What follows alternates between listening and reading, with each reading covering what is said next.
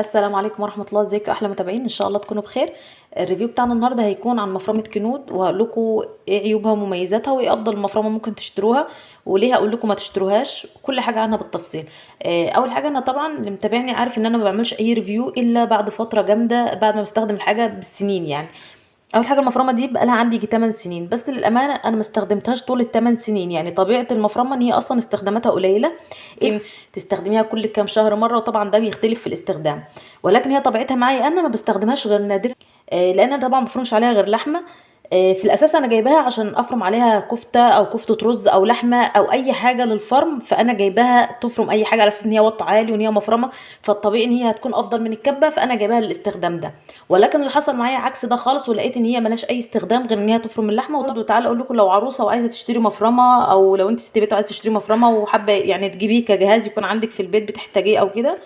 اولا هو يعني لو انت جبتي مفرمه، هي مش هتعمل معاكي حاجه غير انها تفرم اللحمه بس. لو انت من الناس اللي بتجيب اللحمه مفرومه، طبعا صدقيني مش هيبقى له اي لازمه خالص خالص. لو انت من الناس بقى اللي بتحب تقتني الاجهزه وبتحب عندها يبقى عندها كل انواع الاجهزه وحابه تجيبي مفرمه، بلاش كنود. في كنود في اجهزه حلوه برضو هقول لكم عليها في فيديوهات، ولكن بالنسبه للخلاط، بالنسبه للمفرمه لغايه دلوقتي بلاش. برضو خلاط كنود اللي هو المفروض بيبرش التلج اساسا، يعني الناس بتجيبه عشان يبرش التلج. والله انا كنت عند اللي هو الصيانه، كل يعني دخل اكتر من 4 ورا بعض اجهزه خلاط، اللي هو خلاط كنود اللي هو الازاز. المشكله كلها يقول له كل شويه يقول لهم بلاش تعملوا فيه تلج، بلاش اي حاجه مجمده، بلاش تلج. بيقولوا له احنا اساسا شاريينه عشان يعني عشان يبرش التلج. الناس اللي هم بتاع الكافيهات والكافيتريات وكده بيجيبوا كينود الازاز عشان كده، عشان حاجات بقى اللي هي بيبقى فيها تلج. المشكله اساسا هو اللي بيبوظوا التلج، وهم اساسا بيبيعوه على انه هو حاجه للتلج. وعايزه اقول لكم انا رحت هناك اكتر من مره، كنت بقعد في كل مره من ساعه ل3 ساعات. كل الاجهزه اللي بتدخل تتصلح كانت كينود، والله العظيم معظمها كان كينود. تمام. فلو انت هتجيبي مفرمه وعايزه مفرمه، هنصحك بمفرمه بس بلاش كينود. هتجيبي براون، وهتجيبي اعلى وات في براون. هي غاليه طبعا شويه عن كينود، ولكن هتريحك فيما بعد. يعني انا جايبه دي مثلا، لو كانت ارخص 1000 ولا 2000 انا صرفت عليها اكتر من 1000 ونص اساسا في التصليح. تمام. فانت هتجيبي حاجه هتسيبيها بقى، هتنسيها للعمر. بالنسبه للخلاط برضو انا هبقى اعمل لكم ريفيو تاني على الخلاطات. برضو بلاش كينود، بلاش برضو اللي هو بتاع الازاز ده، بلاش اي خلاط ازاز اصلا، وبلاش انك تجيبي اي حاجه للتلج لانه ما بيجرش التلج اساسا، التلج بيبوظه. كمان المفرمه دي اللي انتوا لو انتوا جايبينها لكفته الرز، لا ما تجيبوهاش، لان هي اساسا الرز برضو بيبوظها. يعني شوف، احنا بنشتري جهاز عشان حاجه معينه، الحاجه دي هي اللي بتبوظها. فاتمنى تكونوا فاهميني يعني. وبرضو في ناس ممكن يكون ليها رأي آخر، او ممكن يكون في حد عنده حد قريبه مستخدمها وحلوه معاه وحابب يجيبها.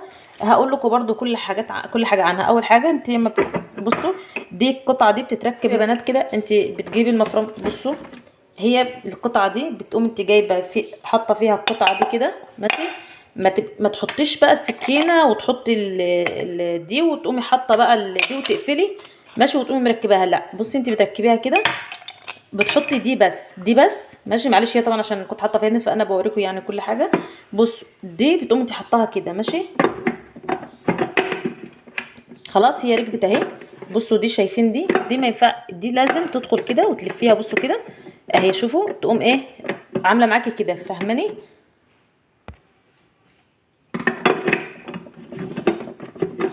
شايفين دي؟ بصوا كده، شايفين دي بتدخل هنا، لها مكان كده، لها هنا مكان كده بتدخل فيه، ماشي كده. احنا دي بتدخل فيه، دي بقى كده ما دخلتش. تمام. بصوا كده، طول ما هي بتلف كده ما دخلش، انت بتقومي مدخلاها كده، بتقوم هي داخله. دي ليها مكان جوه كده اهو، ماشي، بتدخل فيه كده كويس. هوريلكوا برضو اهو، شايفينه كده؟ شايفين ده؟ ماشي، بتحطوا فيه كده دي اهي، ماشي اهي. هي كده دخلت خلاص. تقوم بعدها انت بقى حاطه السكينه، بتتحط كده اهو، ماشي كده. تقوم انت بقى مطبعاها كده اهو، وتحطي بقى القطعه اللي انت عايزاها. دول بيجي منهم 3 قطع في اي مفرمه بيجوا يعني، وكل القطع دي بتيجي في اي مفرمه على فكره، ماشي. بعدين بتقومي انت بقى قافله دي كده كويس، ماشي. قفلتيها كويس خلاص. بتلفي بقى ده المسمار ده، بتلفيه بقى كويس جدا كده، كويس جدا، ماشي، كويس جدا جدا، عشان دي لو فلتت منك برضو هتبوظ المفرمه كده. خلاص تمام. دي بقى لو انت حبيتي تفكيها او تربطيها اكتر، دي بيجي معاها القطعه دي، بتقومي انت بقى لفه كده، تربطي كده، ربطت جامد معاكي، بتلفي كده بتفك معاكي خلاص. تمام كده. ايه كده انت ركبت المفرمه ماشي. بتبداي بقى تقطعي لها اي حاجه تحطها لها هنا ماشي. بيجي معاها برده طبق كده، شايفين الطبق ده؟ بتقومي انت لو انت مثلا عندك كميه، ما انا ما بستخدموش يعني، بتقومي انت حاطه الحاجه هنا واحده، بتقومي انت حاطه ده كده، وتحطي بقى اي حاجه عندك عايزه تستخدميها هنا، وبتفضلي بقى تنزلي لها شويه شويه. تمام. بتيجي انت بقى دي بتقومي مدخلاها كده، بتفضل تنزل معاكي الحاجه. ما ينفعش تدخلي اي حاجه تانية غير دي عشان ما توقفش السكينه معاكي او تكسرها، برضو دي بس اللي تدخل. وبلاش برضو تدخلي ايدك عشان ايدك ما تتعورش. فانت بتجيبي دي كده، بتبداي تدخلي كده اهو كل حاجه، وبعدين اول ما تلاقيها خلاص بتقومي حاطه تاني. وبلاش تحطي كتير برضو عشان ما تتكبسش، ولو اتكبست معاكي هتوقف السكينه وبرضو هتعمل نفس المشكله بتاعه الترس. فهي يعني هي هتفرم لكم وكل حاجه، وهتفضل معاكم وقت كبير، بس حافظي عليها جدا جدا جدا. لو انت جايباها عشان اللي هو يعني الحاجات الاجهزه اللي بنجيبها تساعدنا في المطبخ، اللي هي بقى نفضل بقى يعني نتعبها ونرتاح احنا، لا هي دي مش هتعمل معاكي كل الكلام ده. وتفضلي بقى تعملي زي ما انا بقولك كده. والكلام اللي انا بقوله ده برده هينطبق على اي مفرمه ماشي. فتفضلي كده. دي بقى بيجي معاها، دي كمان بيجي معاها الغطا. لو انت مثلا خلاص يعني ايه فرمت، حطيتي حاجه تتفرم وانت بقى هتسيبيها الوقت، يعني هتروحي تعملي حاجه وترجعي نص ساعه ولا حاجه، فتقومي انت مغطياها، بتتغطى بالبتاع ده ماشي. وكمان ده ممكن انت اصلا تستخدميه كطبق تحطي فيه الحاجه لو انت الحاجه اللي هتفرميها قليله، وبعدين برده ايه ينفع كغطا. تمام كده. دي كده القطعه بتاعه المفرمه. بيجي معاها برده، بيجي معاها القطعتين دول ماشي. دي لو انت عايزه فرم يعني يكون تخين شويه او سميك، يعني دي واسعه بتبقى بتنزلك الحاجه كبيره شويه. لو عايزه قطع لحمه كبيره وكده، لان هي تقريبا كده مش هتفرم معاكي غير لحمه. فلو انت عايزه اللحمه تنزل معاكي قطع كبيره هتستخدمي دي. لو انت عايزه حاجه تنزل قطع صغيره جدا هتستخدمي دي، تبقى مفرومه قوي. وكمان دي يعني ايه بلاش تستخدميها، لان برضو في اغلب الاحيان هتبوظ لك المفرمه، لانها صغيره جدا، هتخلي الحاجه تتكتم جوه وبرضو هتكسر لك الترس. تمام. اكتر حاجه انا بستخدمها للحمه اللي هي المتوسطه دي، يعني ايه اللي بين الاتنين، هي اكتر حاجه بتمشي معايا. تمام. دي بقى بتفتحوها كده اهو ماشي. بيجي جواها الحاجات دي، دول بيجوا واحده للممبار واحده للسجق. يعني انت بتقومي حاطه مثلا اللحمه، وبتقومي حاطه دي هنا في الجهاز كده هنا اهو ماشي. هنا كده بتقفلي عليها، بتحطي لها الحاجه بتاعتها وبتقفلي عليها. وبتفضلي بقى لو انت عايزه تعملي سجق مثلا، بتقومي حاطه السجق هنا، وبتبدا بقى هي تدخل لك اللحمه جوه. وانت بتفضلي بقى بايدك تشدي كده اللي هو ايه تعملي. ودي كمان بتحشي لك الممبار اللي هو بتحطي الرز يعني، وهي بتفضل ايه تضخه. ولكن اصلا انا ما حبيتهمش بصراحه وما استخدمتهمش ماشي. ودي برده بتركب معاهم، يعني الحاجات دي اصلا بتركب كلها تبع الحاجات دي. الحقيقه انا ما استخدمتهمش اساسا، فمش عارفه بيركبوا ازاي، بس ليهم حاجات كتير على اليوتيوب. وده الغطا بتاعها. تمام. فاحنا ندخل بقى الحاجه زي ما هي كده ماشي كده زي ما هي كانت. الناس كلها ما بتاخدش بالها منها، ودي اهم حاجه، اهم حاجه لازم تاخدي بالك منها. بصوا في زرار هنا يا بنات ورا خالص كده، ده ممكن المفرمه تقعد عندك سنين وانت اصلا ما تعرفوش، ما تاخديش بالك منه. بصوا شايفين في هنا زرار، شايفينه؟ شايفين الزرار ده؟ مش عارفه واخدين بالكم له ولا ايه بصراحه. اهو شايفين ده كده، ده زرار. لو عندك اي مفرمه بصي عليه كده هتشوفيه، ده زرار اهو. شايفينه كده اهو، كده واضح اهو. شايفينه اهو، ده كده زرار ماشي. الزرار ده لو انت مثلا الحاجه عندك علقت في المفرمه، يعني الحاجه علقت جوه، فانت بتتكي على الزرار ده بيرجعها، اللي هو بيعمل لك عمليه ترجيع. شفتوا المكنه اللي هي البلدي ام ايد اللي احنا كنا بنستخدمها للبسكوت ونفرم عليها حاجات زمان؟ مش لما كانت الحاجه تقف جوه كنا احنا بدل ما بنلف الايد كده بنرجع نلفها نرجع الحاجه كده؟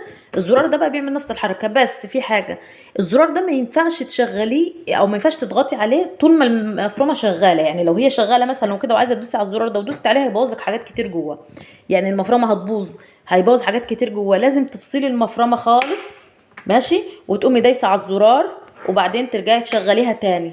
لكن ان انت يعني ان انت تبقى شغاله كده وهي بتعمل وقفت معاك وتقومي دايسه ورا كده، انت بوظتي حاجات جوه في المفرمه. دي اهم حاجه خلوا بالكم منها. يعني انتوا بلاش تستخدموه، هي لو وقفت معاكي تقومي انت فكه دي كده وشايله الحاجه اللي جوه وتبداي تظبطي. بلاش توصلي له اصلا عشان برده ما يبوظهاش معاكي. سعرها هي مش رخيص. هي دي 1400 واط، وصلت النهارده لل 7000. في منها ال 1500 واط اللي هي الستانلس. ولو انت برده مقتنعه بكنود، لان في ناس بتبقى اقتناعاتها بحاجات معينه كده وهي طبعا بتبقى حظوظ، هات منها اللي هي النوع الستانلس، اللي هي بتبقى كلها سيلفر من بره فضي كده، وبتبقى 1500 واط، انما دي 1400 واط، والتانية هيكون فرق السعر بتاعها بسيط ولكن افضل. لو انت برضو عايزه حاجه كويسه جدا ولازما ولا بد انك تجيبي مفرمه، هاتي براون، وهاتي اعلى واط في براون، هتكون افضل بكتير جدا بامانه من كنود. وبرده بالنسبه للخلاط بتاع الكينود اللي هو الازاز بعيد. فاللي حصل ان انا جبت المفرمه دي استخدمتها، حبيت اعمل عليها كفته رز، فلقيتها وقفت مع ما فرمتش، فرجعت وديتها، اتصلت على الشركه وقالوا لي الاقرب فرع عندي، فوديته، فقال لي هي ما ينفعش تفرم عليها رز، ما ينفعش تفرم عليها اي حاجه غير اللحمه بس، واللحمه كمان لازم تكون متشمعه، يعني لازم تكون متشمعه كمان في التلاجة، يعني بمعنى صح بتحسسي عليها. وانا طبعا برضو لو انتم متابعيني انا ما بحبش اي جهاز انت بتحسسي عليه. انا دافعه مبلغ وقدره في جهاز، وبدفع مبلغ كبير، وبجيب جهاز نظيف، وبحاول ادور على شركه نظيفه ولها سمعتها، انت تديني جهاز برضو يستحملني، انت مديني مفرمه فهو لازم يكون شامل كل انواع الفرم، تمام؟ ما ينفعش تدهوني نوع واحد، لا. طب هو لو على اللحمه بس انا مش محتاجاها، فما طبعا اكيد ما كنتش هجيبها. طيب، فاللي حصل ان هي مشكله ان الترس نفسه اتكسر. الترس ده حاجه اسمها ترس، بتبقى من جوه الجزء ده اما بيجي يلف يعني كده، ده اما بيجي يلف في جوه تروس بتلف، وفي حته حديد كده فبتلف، مع لو الحاجه جامده يعني بتقوم ده متاكل، لان الترس اللي بيلف جوه حديد ودي بلاستيك، فطبيعي ان هي هتتاكل بمنتهى السهوله، اقل حاجه بتلاقيها الترس باظ، تمام؟ فغيرت ترس من حوالي 6 شهور، اداني ضمان على الترس 3 شهور، وطبيعي طبعا المفرمه زي ما قلت لكم استخدامها قليل جدا. فانا من بعد ال3 شهور دي استخدمتها مره، جربتها وما عادش استخدمتها بعد ال3 شهور مرتين، كانت مره اول رمضان ومره على العيد طبعا عشان بنفرم لحمه وكده.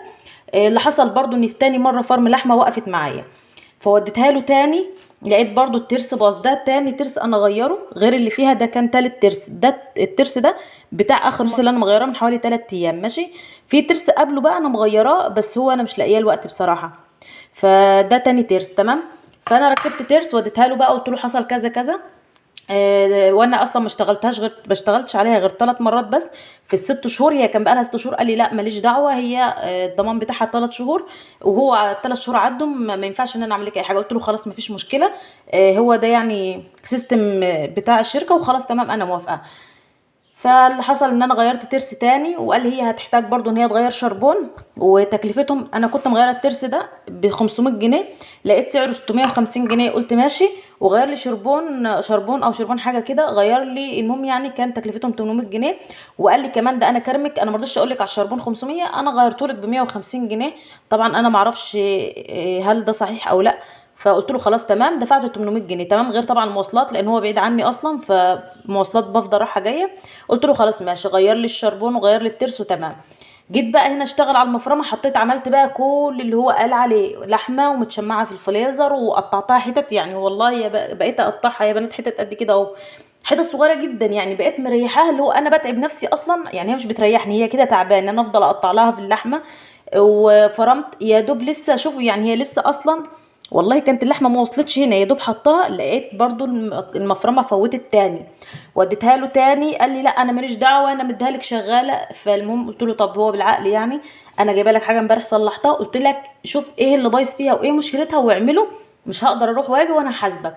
ودفعت 800 جنيه، رحت افرم وصورتها له، انا مش دعوه بالصور وكده. قلت له يعني هي كل المشكله ان انا ادفع؟ يعني انت الفكره ان انا ادفع في الاخر؟ فهو المهم برضو وصلنا لحل ان هو يشوف المشكله فين، لقى حاجه اتكسرت، وقال لي خلاص، اللي هو الورده اللي بتتحط على الترس ده، عشان يعني في ورده بتتحط على الترس ده كده عشان تدخله لجوه، فلقاها فوتت. فطبعا دي اكيد مش مشكلتي، اكيد هو مركبها غلط، لان انا ما فرمتش، يعني لسه بحط حاجه اجربها، لسه هو بيقول لي جربيها يعني، فانا بدل ما اجربها عنده جربتها في البيت ما اشتغلتش، فده اكيد عيب من عنده، تمام؟ فهو ركبهولي تاني. والمفروض ان الترس برضو حصلت فيه مشكله تاني، ما رضيتش ادفع طبعا سعره لان هو كان داخل الضمان.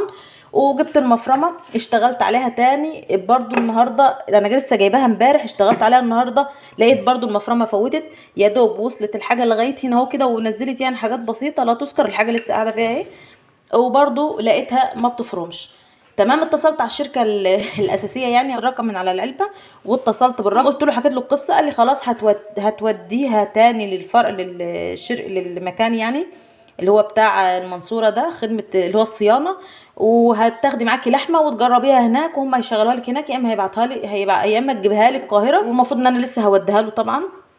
عشان اشوفها وكده. هي عندي بقى لها 8 سنين، انا ما حبيتش اعمل عليها ريفيو بصراحه، لان زي ما قلت لكم ما كانش عندي حاجه كافيه ان انا اطلع اقولها لكم. طيب بالنسبه كده اتمنى اكون فدتكم، ولو في عندك اي سؤال عن اي جهاز برضو تقدري تكتبي لي في الكومنتات وانا هرد عليك ان شاء الله. ولو انت برضو جربتيها وليكي تجربه معاها سيئه او حلوه اكتبيها لي برضو عشان ما نبقاش ظلمنا.